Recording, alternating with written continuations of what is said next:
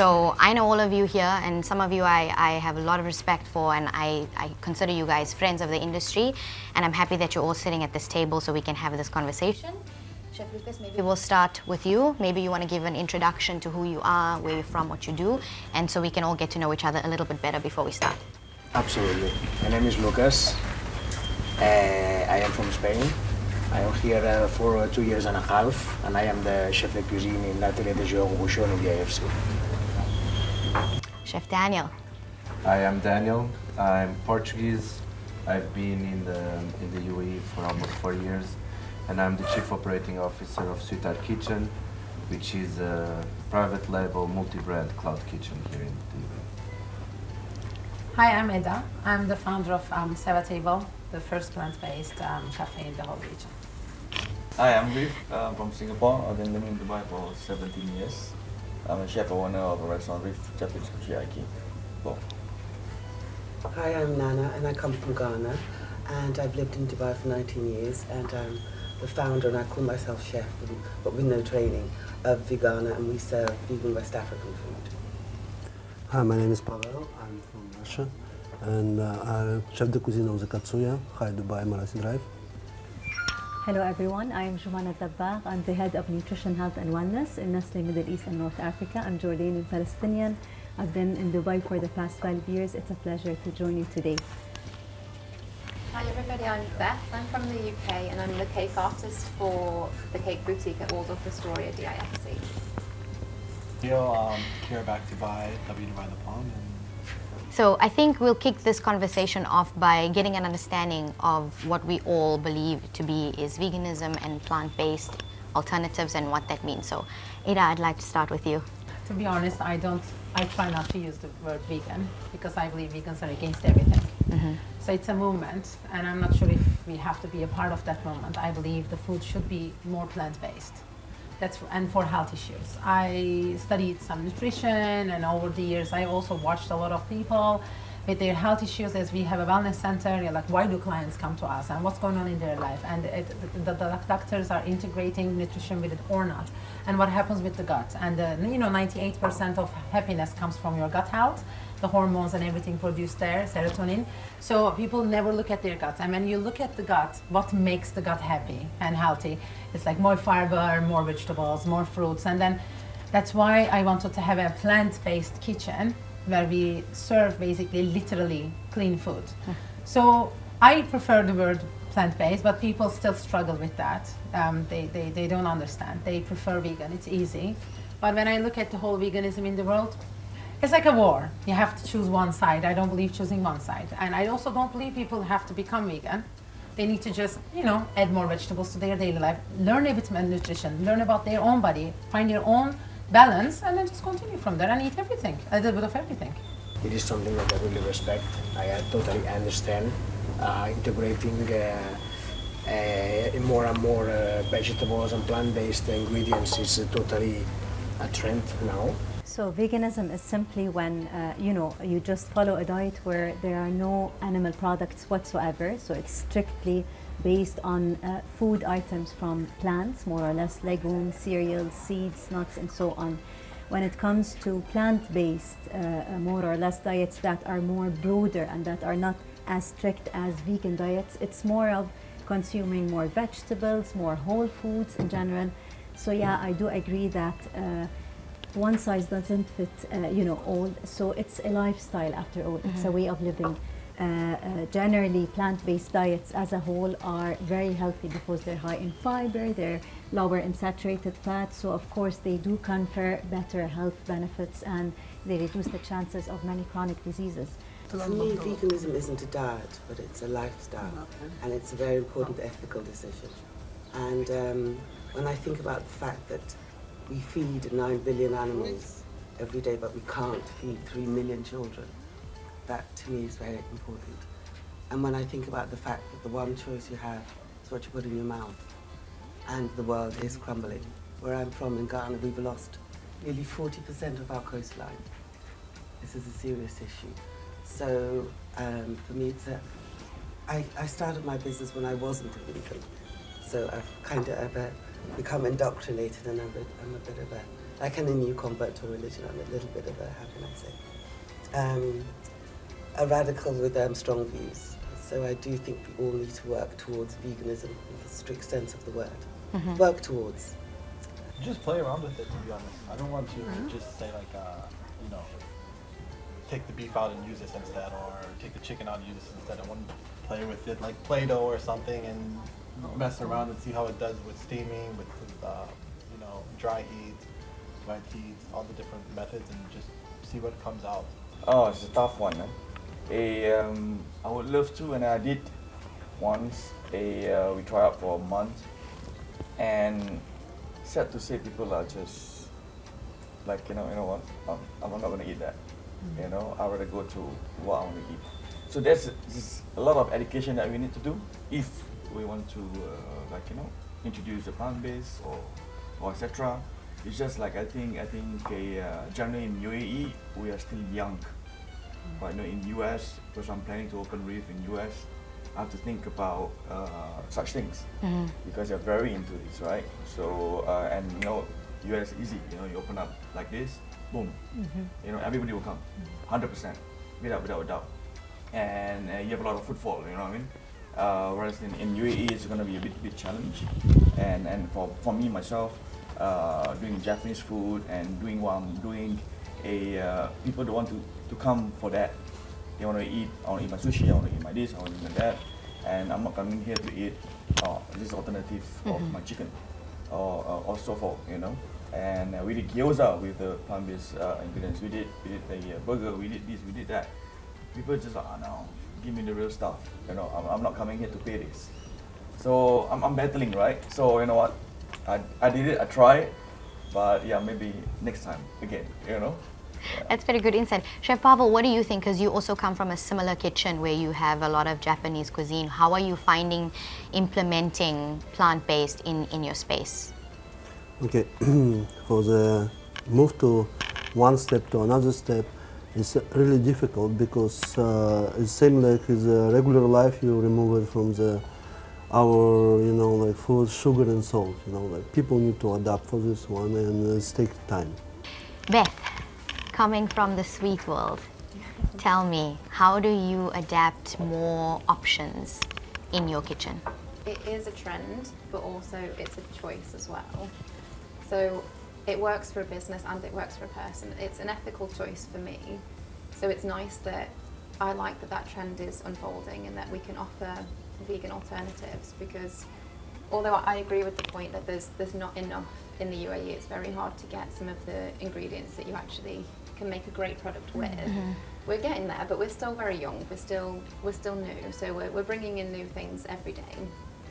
So we're still developing, but what I know I can do with produce is I can make a cake taste like it isn't vegan, and a lot of our market will buy a particular flavour, like our Lotus Biscoff cake or the chocolate vegan cake. We're still making a chocolate ganache, really nice Valrhona dark chocolate, but it's plant-based, so it ticks a box for me, but it also ticks a box for the business as well. So it's, I think it's something you can adapt into every business model. I was working with a person that had many restaurants, and he decided to open a vegan plant-based restaurant. And we were not vegan, we never did anything. I was like, okay, so now we have to create the menu. No butter, no cream, no milk, no honey, no eggs, nothing. And to be honest, was one of the most beautiful experiences, because I was a chef for over 10 years already. And I had to rip apart completely everything what I knew and I believed that was being a chef, and create a full menu, just plant-based. We were not using any alternatives, so we were creating everything from scratch. And it was beautiful, to be honest. And we made a lot of people happy, this back in Berlin. And here now in the UAE, last year we opened a new brand called Naughty Vegan. We are actually using these products, and it's fast food vegan brand, fully vegan. By using the Sweet Earth products, how has customers responded to this? So it's not a brand with a lot of traffic, because I think vegan word is a tough word for people, but it's a brand with a big return rate, meaning people come back really often. We just don't have the mass like our burger brand or our salad brand has, you know. But it's a very good brand, so people are returning. It's working. The feedback is very good. I like what you said about how exciting, because I thought you were going to say it was daunting for you to, as a chef, no butter, no milk, but it's good sometimes to work with, you know, as a chef, different products and be challenged a little bit. So I know that, Reef, you mentioned that in the UAE, the concept of plant-based is new, but we have to admit it has come a long way today. There's been a lot of creativity and innovation in the space. Let's talk a little bit about what we like, about what we're seeing. Eda, I will start with you. You are here 9 years now. Yes. From where you started to where you are today, how do you see this? There was a lot of people coming because we have a garden. I mean, so we always have a footfall because some people want to be here, at least for coffee or having a completely guilt-free dessert, especially for women not having sugar and everything is a thing. But when we started, people were coming and they were like, vegan, what is vegan? And they were leaving. They were like, every day, so many people were coming and they were just leaving. And they were even telling me that I'm Turkish. They were like, oh, we heard that this Turkish girl opened this place. So you don't have sucuk, you don't have bread. I was like, oh my God, what does it have to do with it? So it took a lot of years. The first 3 years were very empty, me, a couple of people in the garden, you know. And then after some time, around like 2018, 2019, people started to get to the idea, at least we are here and we are staying and something is going on here. And then, and the trend, like we can say, trend has grown in the world. And we also started to explore more in the kitchen. And we just made a decision that we will only serve whatever we can produce. So everything that you eat here, we produce it. We don't buy anything outside. We don't use alternatives. I respect everything. It's just, it's a decision. We want to keep it as clean as possible, as organic as possible, so that when we are serving that bowl of whatever, it's a piece of people's future for me. Beth, I want to ask you, what do you think about the advancements in the hospitality space when it comes to plant-based? It is coming. It's going to take us a little more time. But then there's amazing places like Savour that you can make things from scratch. I think there's a lot more knowledge around now as well. And for the younger generation, it's easier to adapt to that. So, you know, like making nut milks, and you can make some of these things yourself, and things that you maybe 10 years ago, I never would have made a nut milk, but now you do realise it's an alternative you can use, and you can adapt your everyday cooking to that. So in terms of playing in the kitchen, in terms of the advancements, the offerings to chefs, plant-based, whether it is introducing you to meat alternatives, how have you experienced it? Do you think it's good progression? If you really think about putting together a plant-based menu, it opens your mind and it gets a lot of, get you out of your comfort zone. I know when I was putting together our menu, it was really difficult at first. Because the way I like to say it is like, food is food. Either it's good or it's bad. I don't want somebody to say like, oh, it's good for a plant-based alternative. I believe it is going to grow at a faster rate in the next 10 to 15 years, maybe in our region in specific and in the hospitality sector, because the consumers and the clients whom are demanding plant-based foods and who are vegans are increasing in number. Millennials, of course, they are very interested in exploring new experiences and plant-based options. So I believe it is progressing, but at a slow rate so far. However, when the demand increases, the cost of these as well options and items would also decrease, so they would be more available as a mainstream offering to all the consumers and the clients. Nana, I want to ask you, how do you raise awareness for your establishment and for your cause as a vegan? Right, as a vegan and as a business owner, I have two different approaches. So when I'm promoting my brand, I don't put my strong views in my messaging. So for me, the approach is just come and eat something that's, as you said, very tasty and have a fun experience, rather than I think people do know the facts. They do know that they're healthier alternatives. They do know about the sustain. People know, but I don't think people think there's enough choice out there. Or enough tasty choice. Yes. So that's the kind of approach I follow, that offers something that's fun, tasty, different. And we are not eating enough of the world's produce. We're just, eating a very narrow. People are still eating rice, potato, pasta, and there's so much out there in the world that we could be trying. So I think that's what I'm trying to bring to the table. What are some of the things that you have in Vegana that you would like people to try? That you think they're missing out on? I mean, as a Ghanaian who's been an expat for a long time, I'm blown away with what I'm learning all the time. So, for instance, we have a gusi, which comes from a melon seed, and it's 27% protein per 100 grams, and it's available everywhere in every city. And I think we don't know about this, but people are eating having highly processed protein shakes. And all chefs should be introduced to gusi. Or I'm fanatical about fonio, which is a grain that's gluten-free that grows in the desert without fertilizer, and it's 9% protein. Again, we're not using all these things, so I think we need to look wider as well around the world. Yes. That's interesting. Chef Lucas, you mentioned that in your kitchen specifically, you're not sort of working in the space yet, but there must be a reason, and we want to talk about some of the challenges. So as a chef, can you tell us what are the biggest challenges you have if you were to implement some plant-based options on your menu?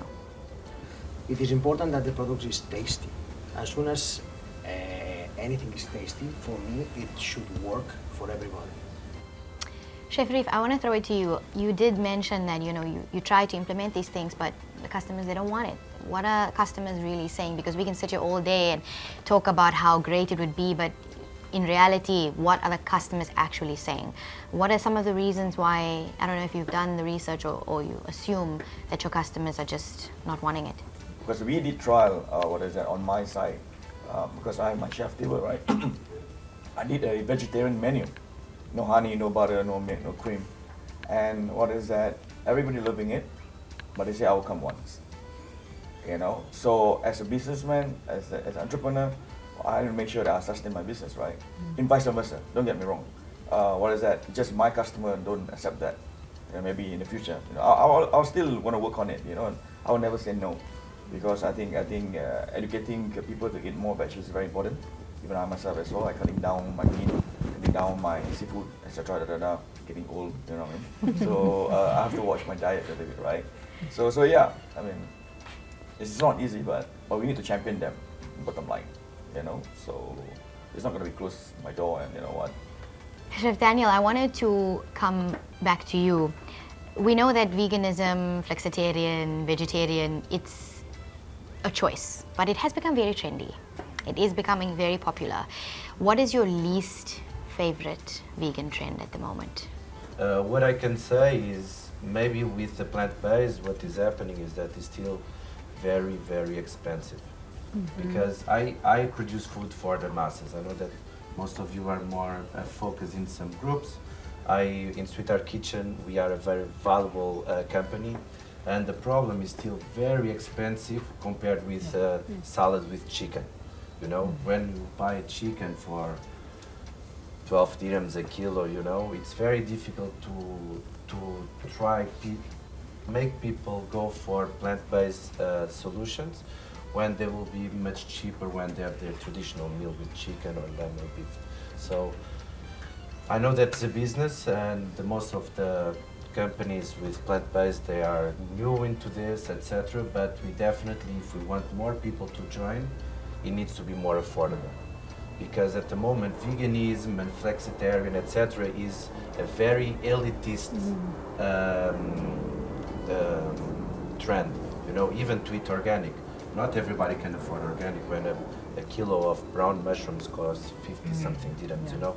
So I think we have to create availability for the people, and I think when you give the chance of normal people to choose between organic or more healthy items, they will definitely will. Instead of the frozen nuggets, if it was the same price, the plant-based nuggets, people will buy plant-based, because in the end, I believe that people take care about themselves. But at the moment, it's not the case. It's still everything very expensive. So this is my point, whereby my customer will like, why are you charging the same price? I say it's not cheap. So this is what we are going through. As me as a chef, me as an entrepreneur, I need to make sure that I justify that. Yeah. So it's not easy. So that's why I'm staying away with this, Meat alternatives. and I focus on my vegetables. You know, I work on my vegetables. That's how I approach. You know. Jumana, I saw you shaking your head in absolute agreement. Please share with us, as a nutritionist, how do you advocate people to eat better when it's not always healthy on the pockets? Listen, food after all is pleasure. We're all, when we have meals with our loved ones, with our families, it's for us to enjoy the food, to enjoy the good company. So it should always be a pleasure. However, diets, balance is always key.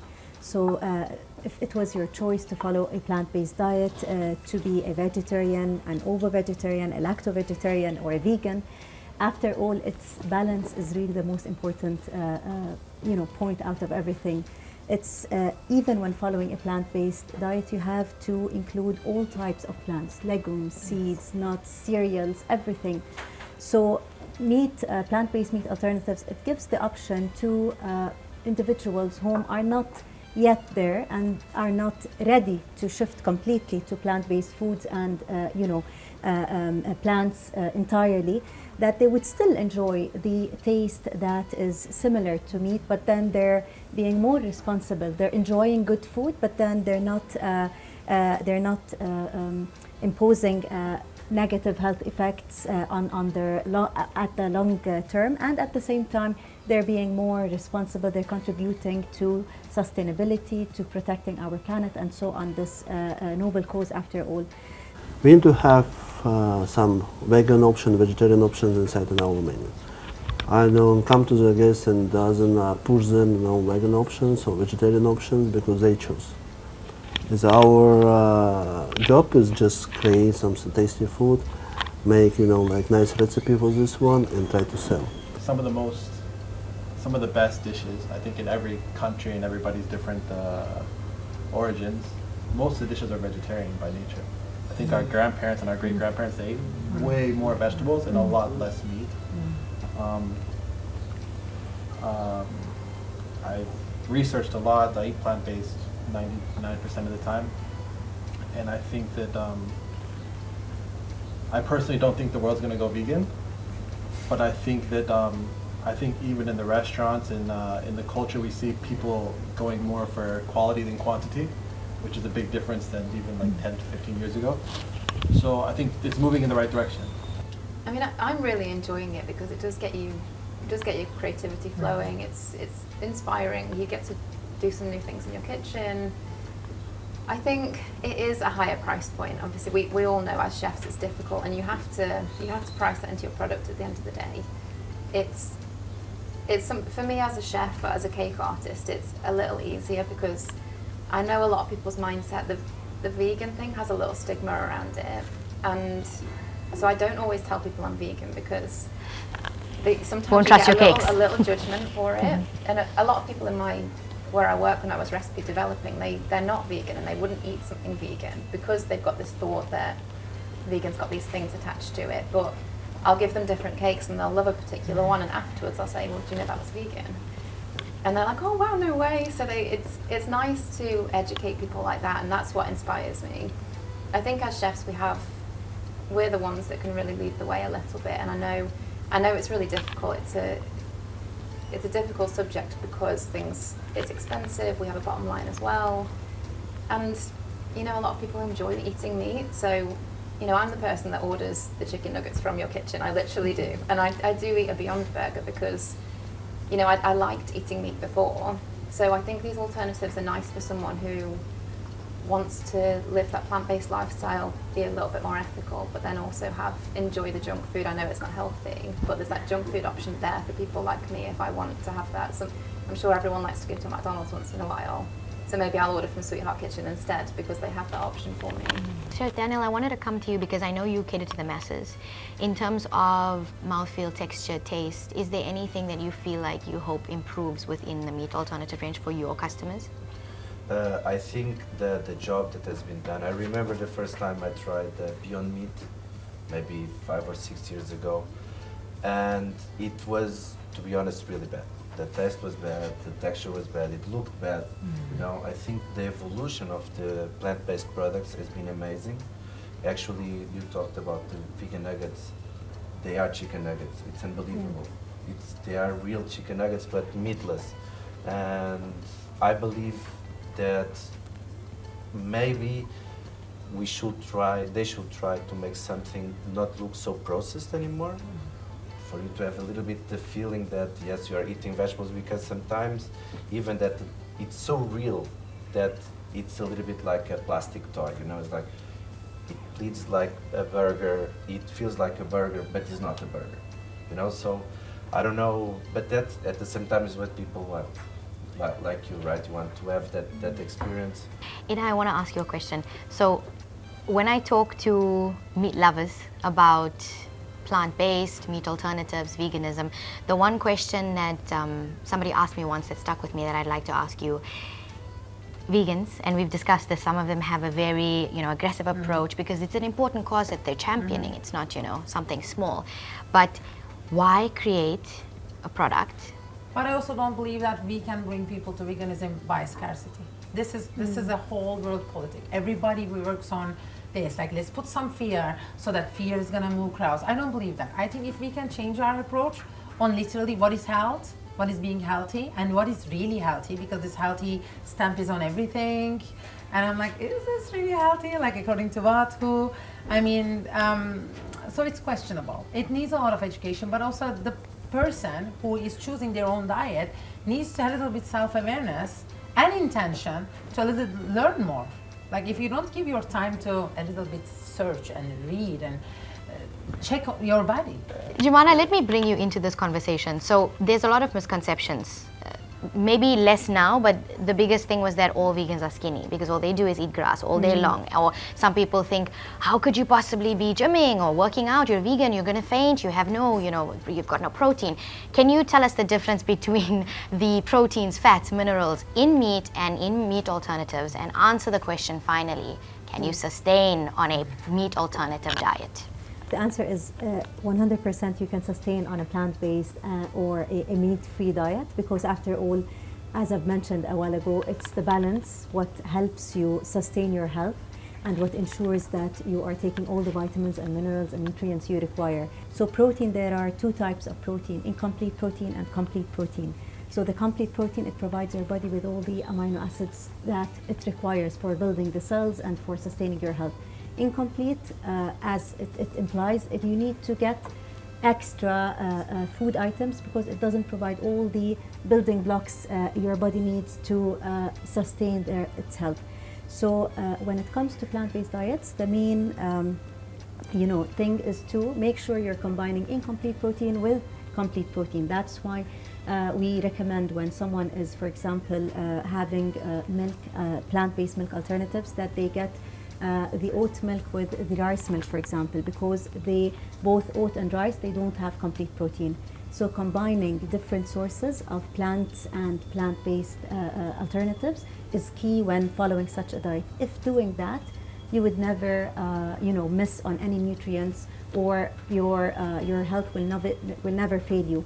And like you said, a person who decides to follow such a lifestyle has to be conscious and has to put some effort in really researching for recipes, for food items, to always also exercise to make sure that they're doing their health checks all the time, because of course the risk of missing on vitamin D, on iron, on protein is always there. So you have to be really conscious and to make sure that you are planning your diet properly, like any other diet. Meat is also processed, and so is meat alternatives. But how processed is meat alternatives compared to meat? Because the conversation we're having is like, no, meat alternatives, why would I? I'd rather have a veggie. But how processed is meat alternatives compared to meat? It is actually a mean to make the nutrients, in many cases, more available for you when you consume them and for your body. So processing, after all, when we're at home preparing the food, cutting is processing, steaming is processing. So processing, after all, is the preparation of food, and it makes it more palatable. It makes the nutrients available as well. So I'm not against processing, because after all, in many cases, it allows more nutritional value and more nutritional benefits and health benefits. Anna, I want to ask you, how do you see yourself over the next few months advocating and championing for more people to eat plant-based? I think by introducing the new things that are tasty, I'm West African, and so I come from Ghana, and I know about Ghanaian food, and then Nigeria is in the same region. I don't know about that, and I'm blown away by what they do with leaves and all their various soups. So for me, I see my role as in introducing people to new, different, tasty, fun foods that happen also to be plant-based. Chef Daniel, where do you see the future of plant-based? I'm actually a little bit more dramatic. I think that in maybe 1 or 2 decades, we will really have to stop having meat. To be honest with you, everything can be changed, you know. Like, people adapt, people make mistakes, you know, like, but they grow. Nobody stop, you know. Like, if you love something, what you do, you know, like, if this one idea for business, you know, like, people put this, you know, like, knowledge, you know, like, time for this one, this will be grow. I agree with Daniel's point. I think at some point the planet will be forced to really seriously look at how we consume meat, how we farm meat, because the battery farming that we do is unsustainable for the planet. As a vegan, I mean, I still taste the menus we have in our kitchen, so I'd say I'm 99% plant-based. I'm still trying other things because you have to, and I apply that logic to everybody in the world. You can't just ask someone to drop meat and, you know, the chef's menus, you can't say just change everything instantly. It's going to be a very slow, long journey, but we're certainly getting there, and we've seen the market go crazy in the UK, the US. It's a big thing for veganism. So I think Dubai will catch up and we'll get there. And I think in general it's moving in a positive trend. As far as people, I think people are eating a lot more vegetables. They're being a lot more conscious about what they eat. I think just as chefs, we can just make dishes we're proud of and sell them, be proud of them, one way or another.